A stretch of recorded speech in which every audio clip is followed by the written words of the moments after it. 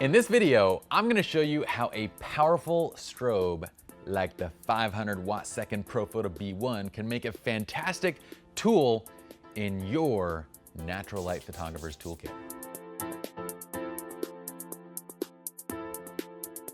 Hello interwebs. My name is Pi Jirsa of Lin and Jirsa Photography and SLR Lounge.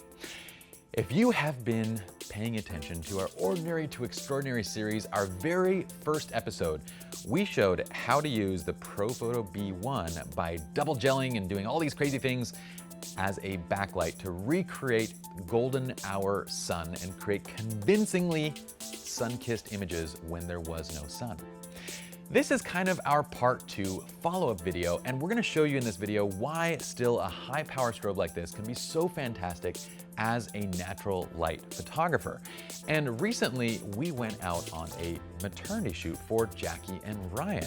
And when Jackie put together her mood board, she had this mood board styled with this natural light, bright and airy pastel vibe to it. And I said, that's so fantastic, Jackie. I'm not gonna take along any flash gear whatsoever. Wrong. No, I take my strobes with me because of situations like the one that we had encountered. So when we got out to our location, we were shooting at Rancho Las Lomas and we're shooting at 12:30 p.m. So we're shooting at noon. We actually got there early too. It's 5 hours before sunset. I mean, sun sets at around 5 p.m. at that time of year. So obviously we have tons of time and tons of natural light. But what we noticed was we actually set up, we had this beautiful little spot on the side of the hill at Rancho Las Lomas where the sun was just coming in through the trees and it looked so amazing. And within 20 minutes it was gone. So not to fret, what we did was we took the ProPhoto B1 and for these images, we're going for a light and airy pastel look. So I did want to use this as my sun, but I didn't want it to be like golden hour kind of look. So we just basically took the ProPhoto B1, we placed it onto the monopod, and guess what? I actually forgot my reflector. The reflector was gonna funnel the light to exactly where I needed it. I forgot it, but I did have one of these speed rings for mounting accessories on it. So I kind of used this as a makeshift reflector by placing it over and just basically putting it right on the edge. It kind of funneled the light forward at least more than it would have without it. We placed it there on the Benro monopod and just braced against 2 little trees, firing right down into our shooting area.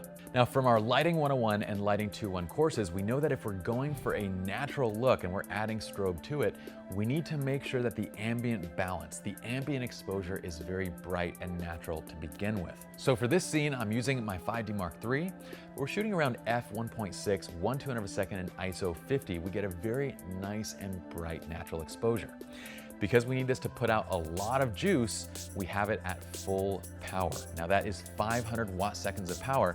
And I always get asked, can you do this with regular flashes? Absolutely. You can do it with regular flashes. The problem is that you're gonna need a lot of them. A regular flash is around 50 to 60 watt seconds of power if you were to measure it the same way that we measure these guys.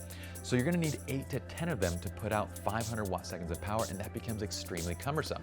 So having a high power strobe in these instances is incredibly helpful. It also doesn't hurt that this guy has like a ridiculously quick full power recycle time. We can pop shots off every other second and this thing can keep up. So let's compare what the scene would look like with and without the ProPhoto firing. So we took one shot on the left without it firing and one shot on the right with it firing, again at that full 500 watt second power. What you're gonna notice at first glance is the images look kind of similar. You can see it's a very nice, natural, and bright look, but by looking closer, you're gonna start noticing that in the right image, her form and figure is much more defined. We have this beautiful highlight along her figure, which really helps to reveal her feminine form. It chiseled her out of the frame. It adds a little bit of a hair light. In the top left and right of the frame, we see a little bit of that light hitting the leaves and creating a little bit of highlights that we lack on the other shot. There's nothing wrong with the other shot. It just lacks the definition and look that we would have if the sun was actually still in the scene. So with that shot, you can see it retouched in its final form. All we did was retouch some of the kind of branches and stuff out of the background to kind of clean it up. And here is that final image.